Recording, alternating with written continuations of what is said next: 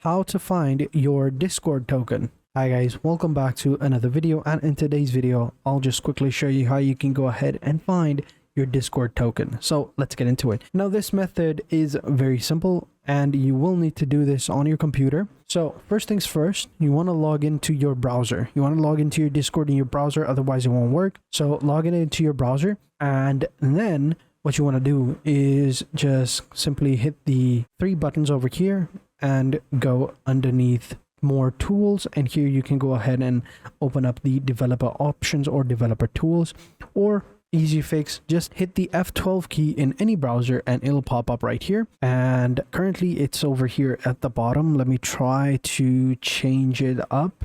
Maybe I can put it over there, maybe, I don't know. I don't remember how I did it, but yeah, I suppose it is what it is. Anyway, what you want to do is once you've hit the button, then you want to go ahead and toggle the device toolbar, right? You can copy the code, but toggle it, it'll pop up and look something like this. Then what you want to do is you want to go ahead and select the application, and this is how it's going to look like. Here you're going to have all these different options, right? So underneath application, just go ahead and select local storage and then select the link over here, and then it'll pop up right here.